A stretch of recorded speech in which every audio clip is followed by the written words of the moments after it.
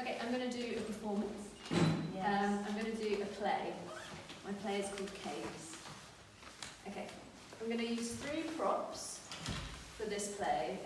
My mirrored glasses are signifying that I'm reflecting on myself, so I'm looking into them.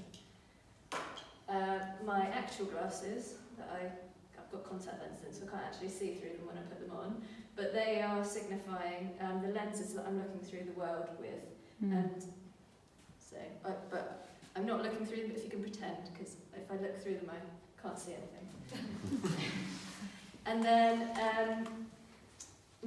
for my diffracted voice, it's going to come through my phone, signifying the connections and co-creation that changes my voice as it comes through the phone.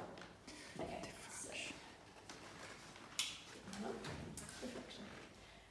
As I look in the mirror and reflect on what I will take from this course, I've been able to see I've come from more than one cave, due to my experience for living for 3.5 years with my birth family, who could be described as hippies, but who suffered from schizophrenia and were drug addicts.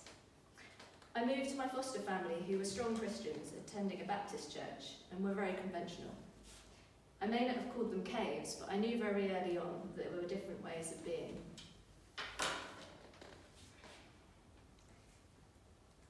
I realise my reflection holds a number of cultural lenses that potentially have problems.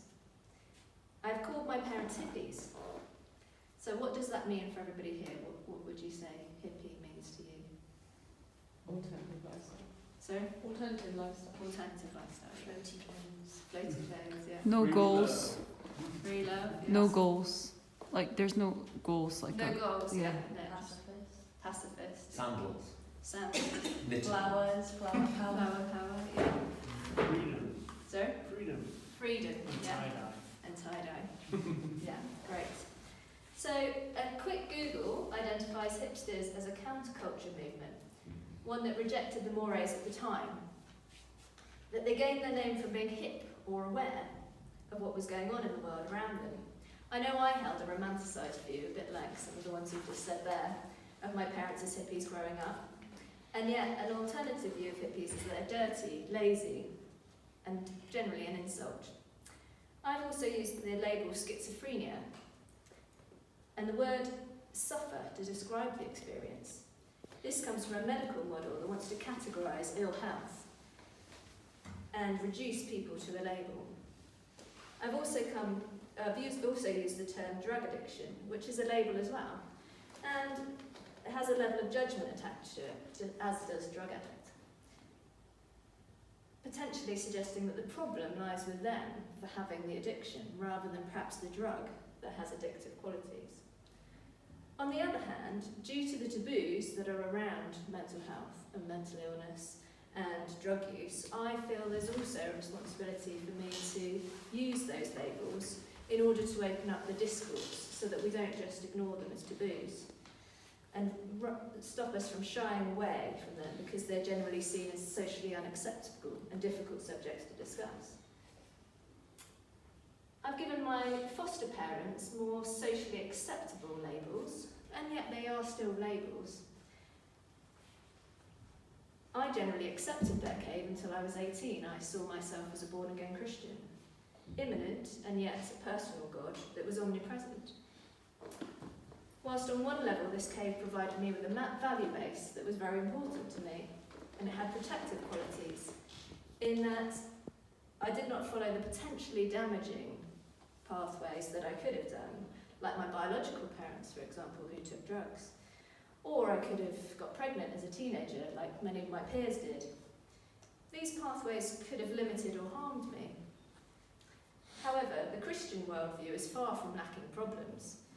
So many wars have been fought in the name of Christianity, and much of the world has been colonised or converted to Christianity at the cost of their own beliefs and ways of seeing the world. Indeed, I came to lose my faith because it became clear to me that there were contradictions. Conventional is also more socially acceptable. However, it has a neoliberalism connotation that is dominating the world view, requires conformity to uphold the power structures that perpetuate it, To question too much or to stray too far is potentially threatening.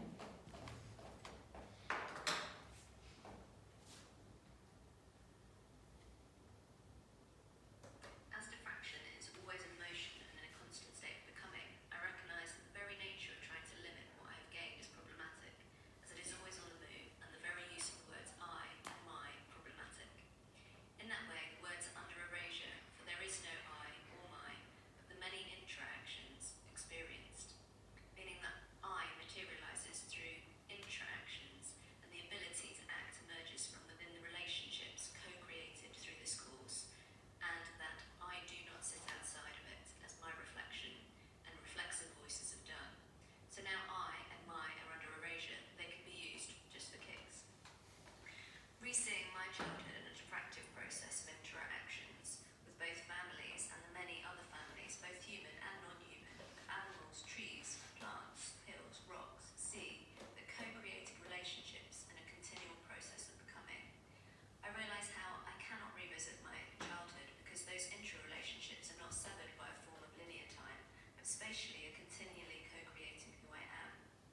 A new understanding emerges that I am more than my reflections on myself or the reflexivity of my understandings of my socio-historical, cultural lenses that keep me separate. I realise there is a different relationship that dualistic language doesn't enable me to explain.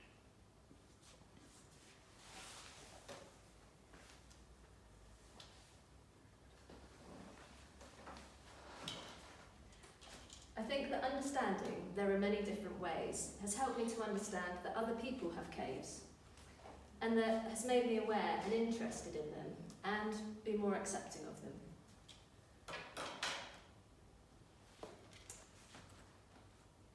However, I realised that my worldviews were a bit of both my caves, and I found the unconventional and the conventional both troubling and useful, as I've gone on to understand the insights they gave me as I worked with people with their own caves.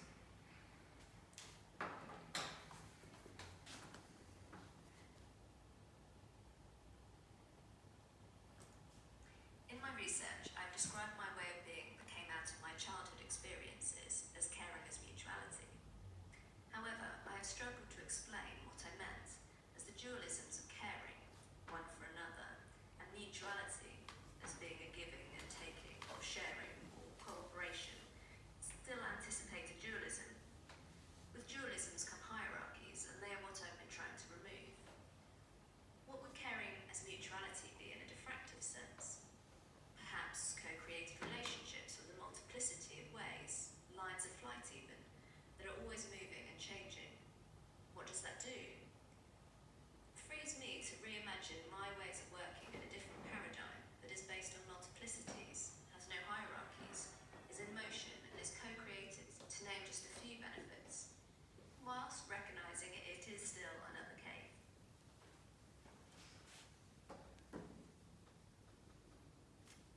So that is my play, but I'm going to end with my poetic story created from the animistic storytelling activity that we had on Wednesday, I think.